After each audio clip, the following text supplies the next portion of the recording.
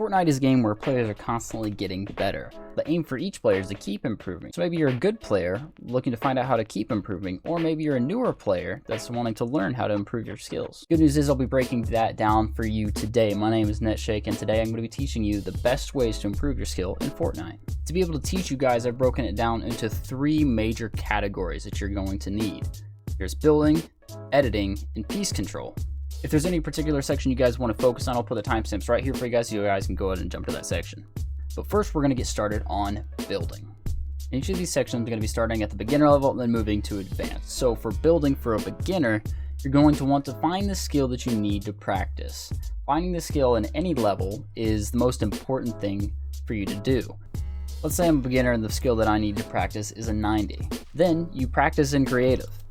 You practice very slowly at first. Obviously, as you improve and get more familiar with the build, you can actually start to go a little bit faster until you kind of got it down. If you aren't fully sure exactly how to build whatever you're trying to learn, you can always find an example online that can help you. Once you practice a few different things, you're going to want to find a way to get them more consistent. The best way to try and practice to get more consistency is trying a few different things in free building. Free building is a good way of practicing some of your newer skills as well as mixing them in with your older skills and maybe using them in a way that feels more normal than just grinding the one skill repeatedly in creative. Once you feel like you got it a bit more consistent with some free building, it's smart to still practice it in creative. Either 1v1 a friend, or you could do something like Zone Wars, or you could fill like a realistic 1v1. Now moving on to editing. Editing is something that I think is best practiced in edit courses. Now you can't get all the practice you need out of an edit course, but it does help you get it consistent because you'll get a good feel for a lot of the different edits, especially if you're trying to run them as they're intended.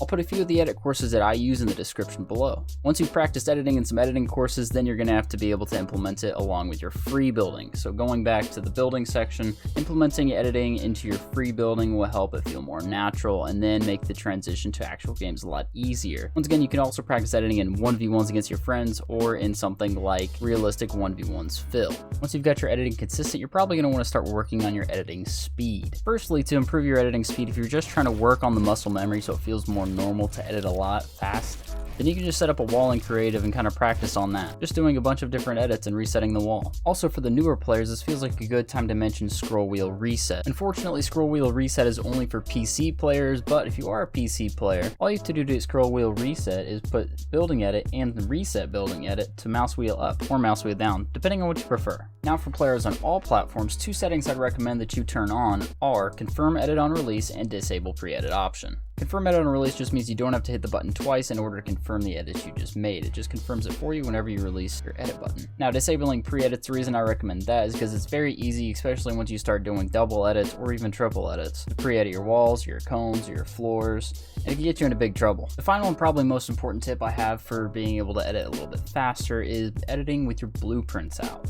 It allows you to edit from further back, and it also allows you to edit a bit quicker without having to press a button to pull out your shotgun or pickaxe or whatever it is in between every single edit. Moving on to the final section, we have piece control. Piece control has been the meta for the past couple of seasons and will likely continue to be the meta. Of course, this video is going to be a brief overview, but hopefully I can get you to the point where you know exactly what you need to practice. Of course, this one's going to start where every other new skill also starts: creative. Good news about piece control is once you've got some building and editing down, it's pretty easy to start practicing a few different piece control techniques. Now for piece control, I'm just going to show you a technique that you can practice in creative that's pretty simple, and then you're going to be able to implement it directly in game. Then afterwards, I'm going to show you my favorite creative maps to practice piece control. First technique I'm going to show you is placing a ramp or cone in your opponent's box while you're replacing the wall. This one is an extremely basic move, but it's extremely effective and will help you catch your opponent off guard and get some free and easy elims. All it is a basic wall retake. You just hit the ramp or cone button at the exact same time that you hit your wall button to replace it. Even if you don't get the wall, you'll always get the ramp pretty much, assuming they don't have anything in their box already. And the other good thing about this is if you notice them editing out one side of the box, you can actually move over to the side and box them in like I do here.